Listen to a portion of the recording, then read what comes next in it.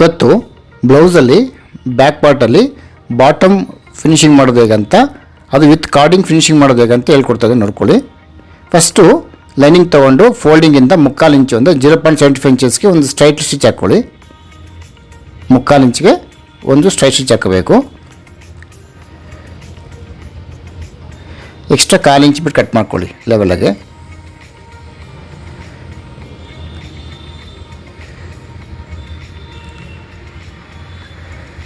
ಅಂದರೆ overall 1 inch ಇರುತ್ತೆ facing ಇದು.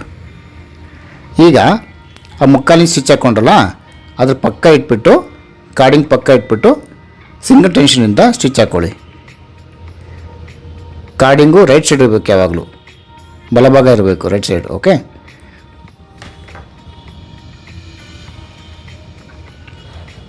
ಕರೆಕ್ಟಾಗಿ ಆ 3/4 ಇಂಚ್ ಸ್ಟಿಚ್ ಮೇಲೆ ಬರಬೇಕು.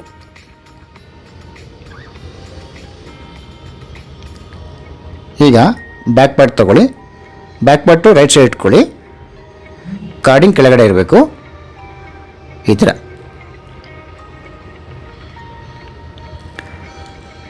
ಕಾರ್ಡಿಂಗ್ ಕೆಳಗಡೆ ಇರಬೇಕು, ಬ್ಯಾಕ್ ಪಾರ್ಟ್ ಮೇಲೆ ಸೀದಾ ರೈಟ್ ಸೈಡ್ ಇರಬೇಕು. ಇವಾಗ ಕರೆಕ್ಟಾಗಿ ಆ ಕಾರ್ಡಿಂಗ್ ಪಕ್ಕ ಸ್ಟಿಚಿಂಗ್ ಮಾಡ್ಕೊಂಬನ್ನಿ. 1/4 ಇಂಚ್ ಇರಬೇಕು, ಅದು ಬಾಟಮ್ ಫೋಲ್ಡಿಂಗ್ ಫಿನಿಶಿಂಗ್ ಮಾಡ್ತೀರ ನೀವು, ಅದು 1/4 ಇಂಚ್ ಇರಬೇಕು. ಮತ್ತು ಆ ಕಾರ್ಡಿಂಗ್ ಪಕ್ಕ ಸ್ಟಿಚಿಂಗ್ ಮಾಡ್ಕೊಂಬನ್ನಿ. 0.25 ಇಂಚಸ್ ಇರಬೇಕು ಬ್ಯಾಕ್ ಫೇಸಿಂಗ್ ಮಾಡೋಕ್ಕೆ, ಈ ಥರ. ಇದಾದಮೇಲೆ ಡಬಲ್ ಸ್ಟಿಚ್ ಹಾಕ್ಕೊಳ್ಳಿ.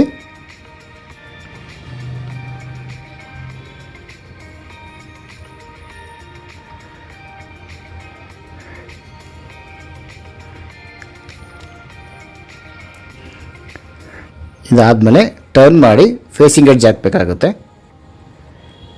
ಫೇಸಿಂಗ್ ಎಡ್ಜ್ ಹಾಕ್ಕೊಳ್ಳಿ. ನಾವು ಬಾಟಮ್ ಫೋಲ್ಡಿಂಗ್ನ ಆಗ ಲೈನಿಂಗೆಲ್ಲ ಫಿನಿಶ್ ಮಾಡ್ತೀವಿ, ಅದ್ರ ಬದಲಾಗಿ ಪೈಪಿಂಗ್ ಯೂಸ್ ಮಾಡಿ ತುಂಬ ಚೆನ್ನಾಗಿ ಬರುತ್ತೆ, ಈ ಥರ. ಈಗ ಟರ್ನ್ ಮಾಡಿ ಒಂದು ಟೆನ್ಷನ್ನು ಲೂಸ್ ಸ್ಟಿಚ್ ಹಾಕಬೇಕಾಗುತ್ತೆ. ಇದು ಎಮ್ಮಿಂಗ್ ಆದಮೇಲೆ ಬಿಚ್ಚಿಬಿಡ್ತೀವಿ. ಒಂದು ಟೆನ್ಷನ್ನು ಲೂಸ್ ಸ್ಟಿಚ್ ಹಾಕ್ಕೊಳ್ಳಿ. ಎಮ್ಮಿಂಗ್ ಆದಮೇಲೆ ಆ ಲೂಸ್ ಸ್ಟಿಚ್ಚನ್ನು ರಿಮೂವ್ ಮಾಡಿ.